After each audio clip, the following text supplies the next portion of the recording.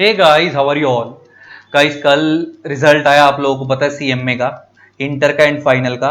And approximately मोटा मोटा अगर हम एवरेज लेना 10% के आसपास का था। मतलब किसी ग्रुप का 12% था, किसी का 13%, फाइनल वाले बोथ ग्रुप का 9%।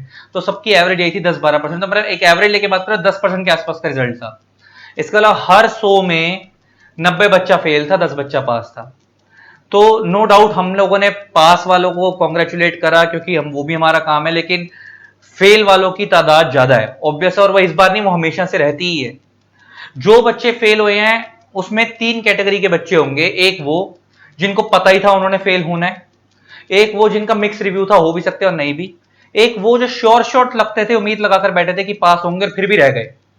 तो जो बच्चे श्योर शॉट उम्मीद लगाकर बैठे थे कि पास होंगे और फिर भी रह गए, तो बेटा आप लोग अपनी सर्टिफाइड कॉपी जरूर निकलवाओ, रीचेकिंग जरूर करो, सर्टिफाइड कॉपी जरूर निकलवाओ। सर्टिफाइड कॉपी निकलवाने का लॉजिक ये नहीं होता कि भाई तुम पास ही होगे, कम से कम वो शीट देख के पता लगेगा कि अगर कहीं गलती भी हुई है तो अगली बार वो गलती ना हो।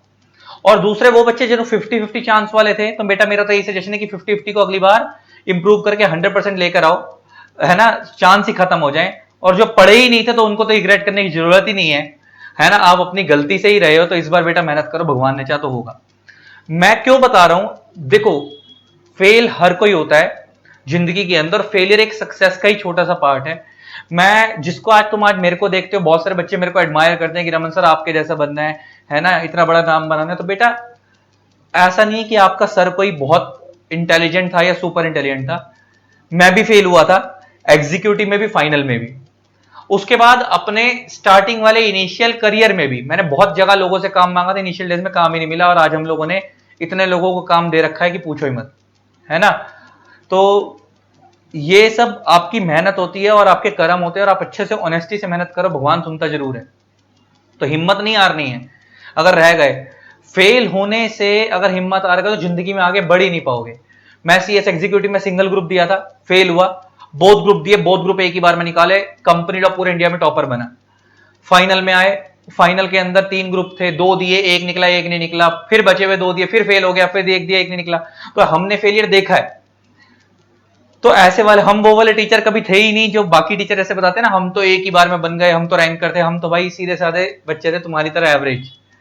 लेकिन जिंदगी में सपने बहुत बड़े थे, और सोचा था कि फाड़ के रख दूंगा, जिस दिन बनूंगा ना तो आग लगा दूंगा, कुछ बड़ा ही करूंगा।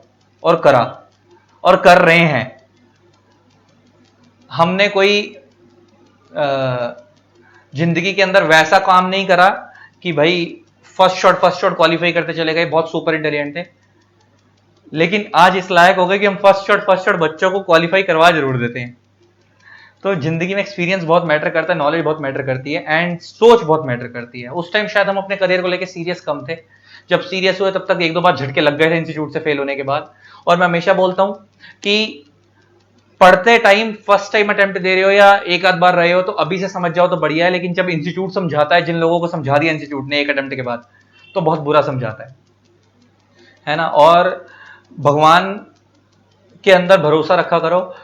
कभी भी सुबह उठते हो ना, तो मंदिर, मस्जिद, गुरुद्वारा, जिसको भी मानते हो, अगर आसपास घर किया तो मत्था टेक आया करो। मैं ये नहीं कह रहा भगवान पास कराएगा, पास तुम अपनी मेहनत से ही होगे, लेकिन पॉजिटिविटी आती है।